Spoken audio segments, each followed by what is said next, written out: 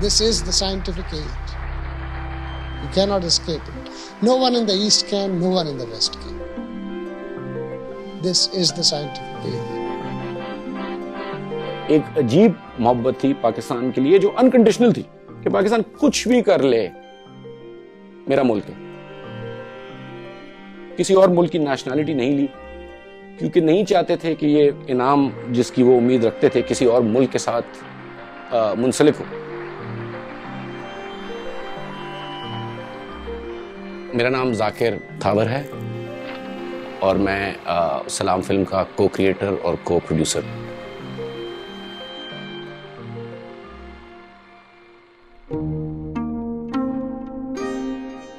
والد کو خواب آیا تھا کہ تمہارے گھر بیٹا ہوگا, اس کا نام رکھنا عبدالسلام.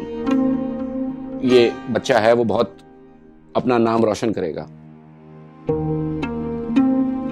سلام صاحب بہت ذہین تھے, بہت زیادہ ذہین. جب وہ 14 سال کے تھے انہوں نے میٹرک میں ریزلٹس میں ٹاپ کیا. جب وہ سائیکل کر کے واپس آ رہے تھے تو دوپہر کی شدید گرمی کے باوجود وہ کہتے تھے کہ پورا گاؤں باہر آ گیا تھا میرا استقبال کرنے.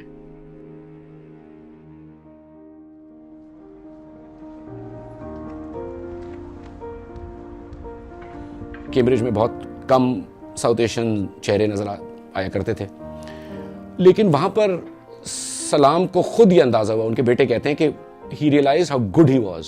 اور کیمبرج میں جا کے ان کو واقعی محبت ہوئی میتھ سے اور فزکس سے. I am a theoretical physicist and we theoretical physicists are engaged on the following problem. We would like to understand the entire complexity of inanimate matter in terms of as few fundamental concepts as possible. کائنات میں 4 قوتیں کار فرما ہیں جس میں ہے gravity, the electromagnetic force, the strong nuclear force اور the weak nuclear force.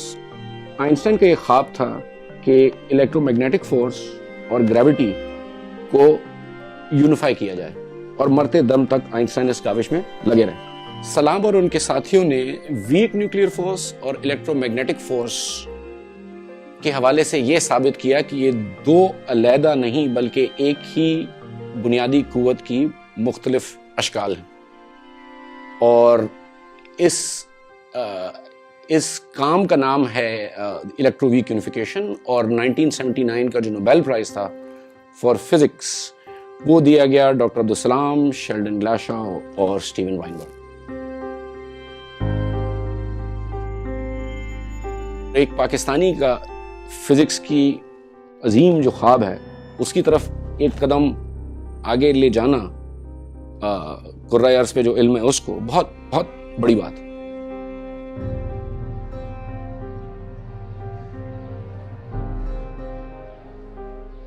سلام صاحب جب گورنمنٹ کالج لاہور میں پڑھا رہے تھے تو ان نے بہت زیادہ انٹلیکچوئل آئسولیشن کا سامنا کرنا پڑا. کوئی سائنسدان نہیں تھا دور تک جس سے وہ بات کر سکیں. It became quite clear to me that either I must leave my country or leave physics. And with great anguish I chose to leave my country. اور انہوں نے کہا جب مجھے پاکستان چھوڑنا پڑا تو میں نے اپنی ذات سے یہ فیصلہ کیا تھا کہ میں آئندہ کسی پاکستانی یا کسی ڈیولپنگ کنٹری کے سائنسدان کے ساتھ یہ نہیں ہونے دوں گا کہ اس کو اپنے پروفیشن اور اپنے ملک کے بیچ میں فیصلہ کرنا پڑے کہ میں کس کو ترجیح دوں. اس سوچ نے ڈاکٹر سلام کو international centre for theoretical physics بنانے پہ صرف راغب کیا. نوبیل لوریٹس لا تعداد وہاں سے گزر چکے ہیں, کوئی hundreds of thousands of physics کے اسٹوڈنٹس وہاں سے گزر چکے ہیں.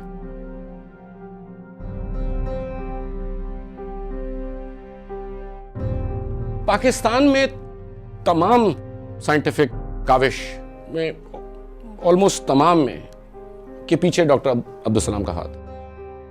کوئی سائنٹیفک انفراسٹرکچر تھا ہی نہیں. وہ آپ ٹریس کر لیں اس میں کہیں نہ کہیں ڈاکٹر سلام کا ہاتھ آتا ہے.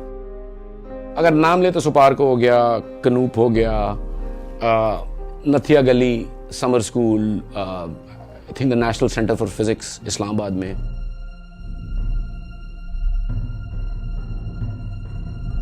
سلام صاحب کی بالکل انوالومنٹ پاکستان کے نیوکلیئر ویپنز پروگرام میں